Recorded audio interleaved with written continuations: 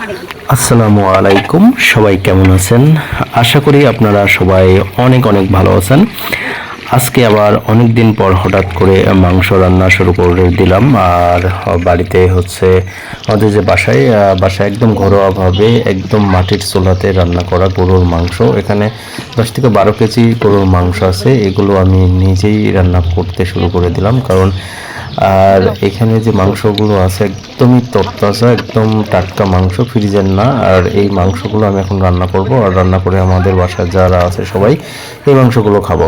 আর বিশেষ করে একসাথে যদি মাংস রান্না করা যায় তাহলে কিন্তু মাংসর টেস্ট অনেক বেশি হয়। কারণ এই মাংসটা যদি এখন রান্না করে যেটুকু থাকলেও পরবর্তী মানে জ্বালায় জ্বালায় যদি খাওয়ানো যায়, আই মিন যতবার হচ্ছে যদি মাংস থেকে যায় ততবার এই মাংসটুকু করতে হবে, গরম করতে হবে। আর গরম করলেই মাংসর টেস্ট আরও বেশি বেড়ে যাবে।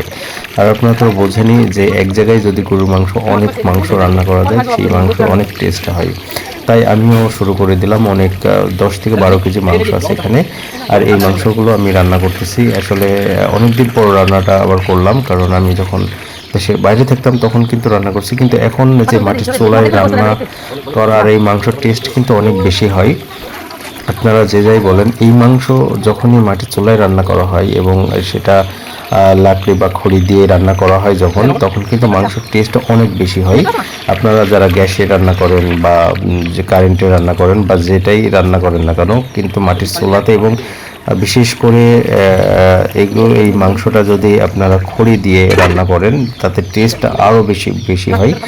আর যাই হোক, আমি রান্না এভাবেই আস্তে আস্তে শুরু করে দিলাম প্রথম থেকে। আর এই যে এইভাবেই নাড়ার কারণ হচ্ছে নিচে যদি লেগে যায়, গরুর মাংস যেহেতু গলবে না, আর সেহেতু আমি দেখছি যে নিচে নেড়ে যাচ্ছে কিনা। আর যেহেতু জালটা অনেক জোরে জ্বলতেছে, ভাবটাও অনেক বেশি উঠতেছে, আপনারা দেখতেই পাচ্ছেন ভিডিওতে। আর এইভাবেই কিন্তু গরুর মাংস মানে আমি নিজেই পাকাই আসলে। এই ভিডিওতে বোঝা যাচ্ছে না তেমন একটা কালার, কিন্তু মাশাল্লাহ আস্তে আস্তে কালার অনেক সুন্দর আসতেছে। আর শেষ পর্যন্ত দেখেন, দেখলেই বুঝবেন যে আসলে মাংসটা কেমন রান্না হয়েছে। আর বাদবাকি এর আগের আসলে কি কি মশলা লেগেছে সেই ভিডিওগুলো একটু আছে, সেগুলো এখনো দেওয়া হয় নাই। ভিডিওটা আমি আপনাদের দেখাবো যে আসলে অনেকগুলো মাংস রান্না করতে আসলে কি কি এই উপকরণ লাগে সেইগুলো আমি দেখাই দিব। আপনারা ইচ্ছা করলে আপনারা নিজেতে বাসায় নিজে রান্না করতে পারবেন। এইভাবে বড় পাতিলে নিয়ে আপনারা নিজে রান্না করবেন। আর আমি একাই নিজে রান্না করতেছি।